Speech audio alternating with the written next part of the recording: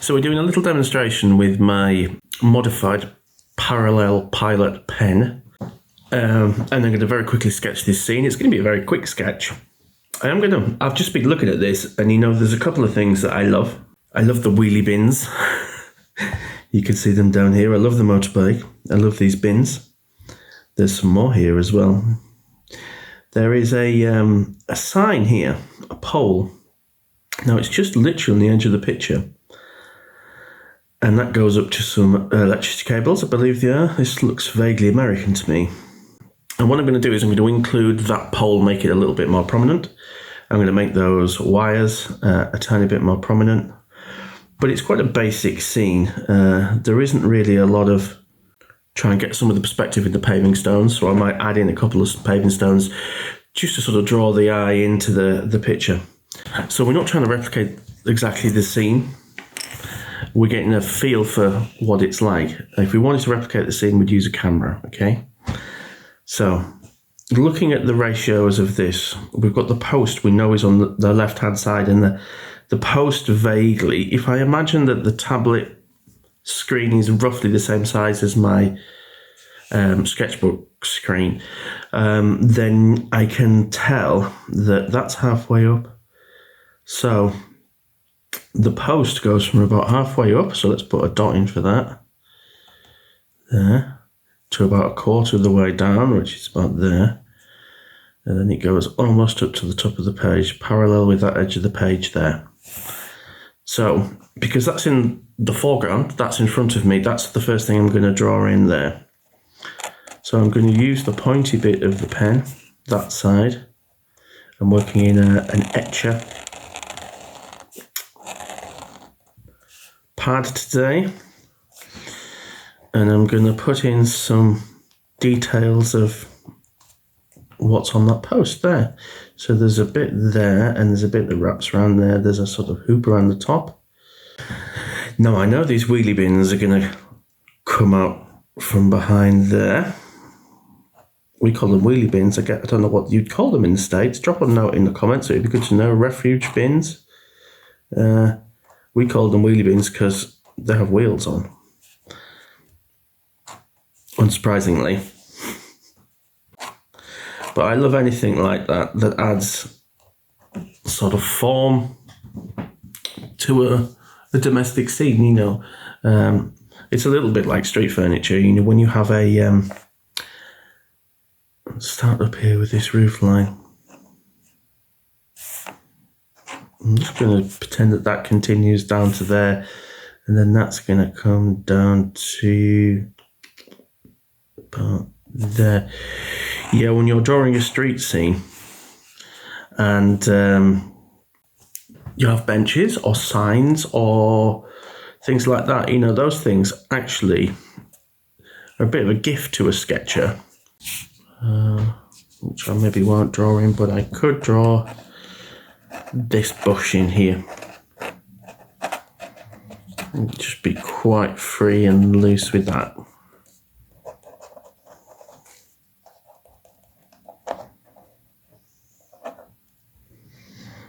Okay, so there's a very, very loose kind of urban sketch style thing. I'm going to put a thick line in under here.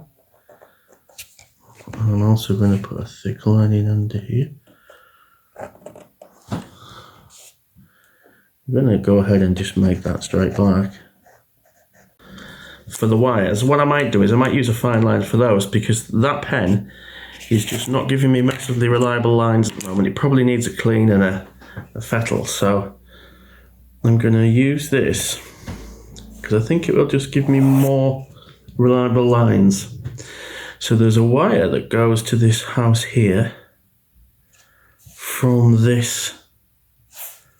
So I'm going to just do that. Now up here we've got quite a lot of lines. I think when it comes to doing these, just be fast. Just go for it. You don't want to hang around, because the slower you go, the more chance there is of you getting a bit wobbly and it ends up looking not very like a building. So also this one here, there's a We're going to a part of the building here, so we'll put that in. There, quite like that. Is that it? I could do a couple more, couldn't I? I just like the effect of them.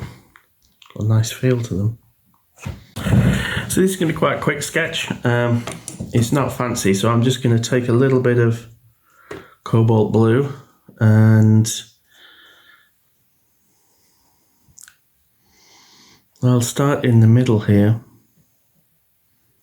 and I'll just work my way up into a kind of like funnel shape. I might splash a bit in.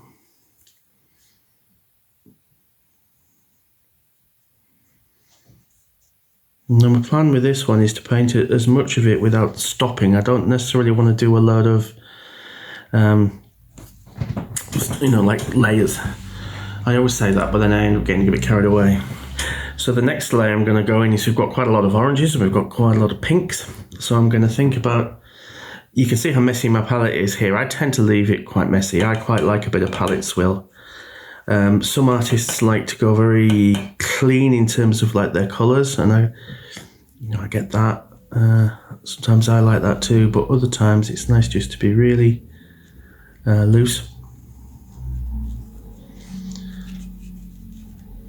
So let's just go in here. Don't mind about that there. I'm not bothered about it merging with that. And while that's there, I'm going to put in some more blue in up here. Pull that down a bit. Let that do its thing. Okay, and then in the brush a bit. And then this bit is very much wood. It looks very woody. So I'm going to go in with some natural sienna and just I know the door's white, but it doesn't matter. And then further back here, you can extend that up and then go in with some blue, and that's going to give you the grey that's a little bit more back here. Now, there's a lot of darkness in there, and what I'm going to do is I'm going to add a little bit of pink, which kind of seems a little bit crazy, but I quite like those kind of slightly warmer tones on some of this, and I want it to read elsewhere. So once I've got a little bit of that, I can drop a little bit of blue in. And just making some shapes, let it move around a bit. Might extend a little bit of that over there. Leave that bit of fence, quite like a bit of poppy colour there. And then, so back here, obviously under the steps is dark and around the bins is quite dark, so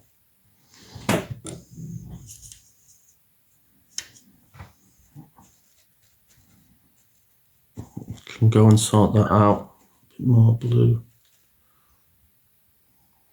Trying to do too much of that motorbike, I don't think. Maybe a little bit more shadow under the bins there.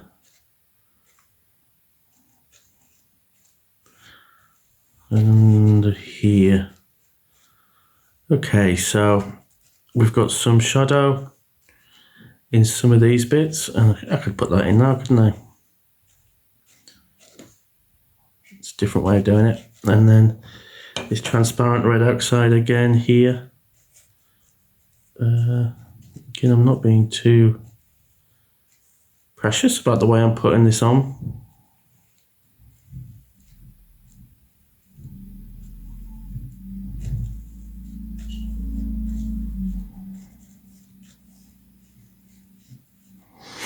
I think if you can cultivate a bit of a looseness with your watercolour in the same way that, we always try and say with your sketching, it's no bad thing, The joy of watercolour is very much the way it combines with other things. That is, it's kind of magic.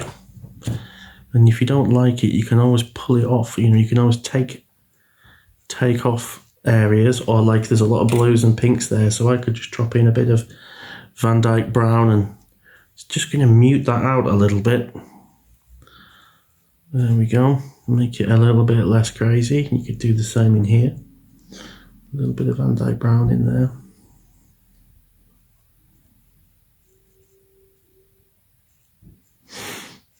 And the same for those bins, because they are a grey colour. There we go.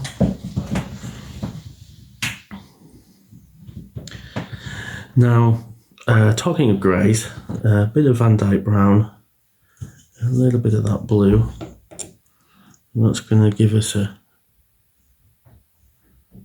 some nice colours for these roof lines up here.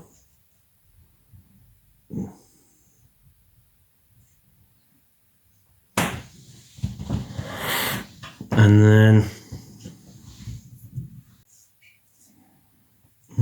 going higher up, we can mix a little bit more of that blue and a little bit of the quinacridone. Yeah, nice big thick chunk of shadow up there and there.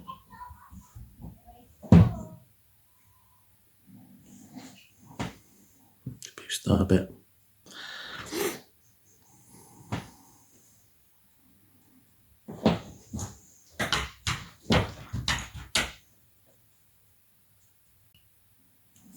Now we're going to get a lighter mix, and I might just put a lighter mix on that side of the bay window.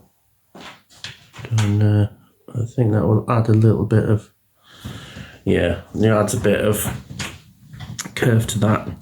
And then going a bit further back, we've got some shadow there, some shadow there. Something in there. I'll just dab at that. And then now the fence, which I've left unpainted because I really wanted that to be a bit of a standout, just colour in its own right, really. A little bit of interest, almost like there's a little bit of light catching that.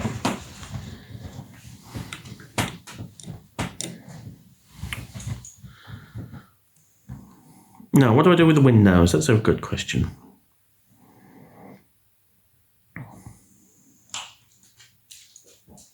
What I might do with the windows is I might do a half black, half blue thing, so that the top windows are slightly reflecting the light. Yeah, I'll do that. So for the top windows, I shall do those. There we go. And then we're going to go find ourselves a nice darkish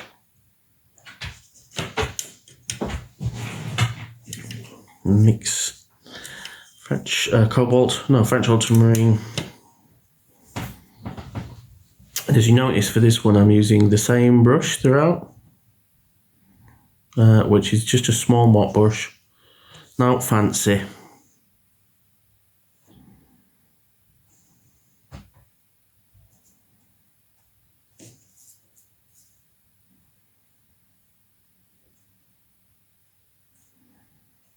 There we go. Now, I was just going to put in a bit more dark around this area here, around those steps.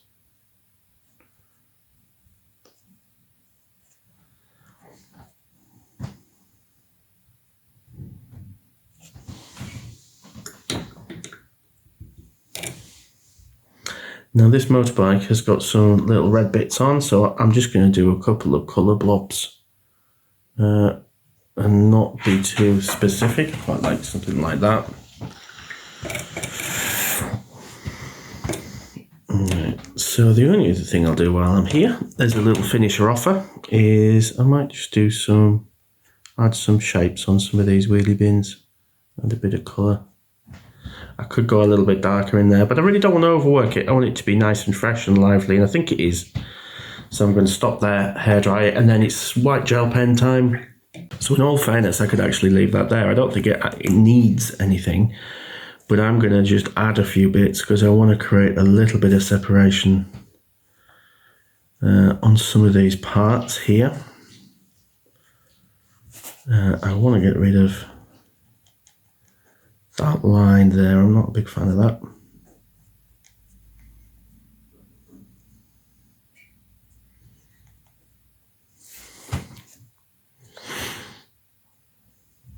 Now, some of these wheelie bins, they could have a little dot, a little highlight on them. Same with the motorbike.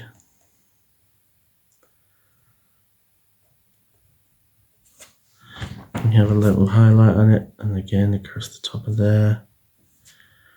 The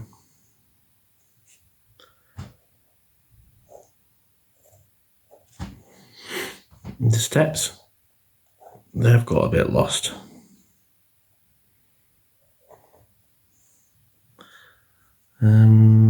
Don't necessarily need to tidy up those windows, do I? They're fine as they are. I quite like their slightly rough vibe.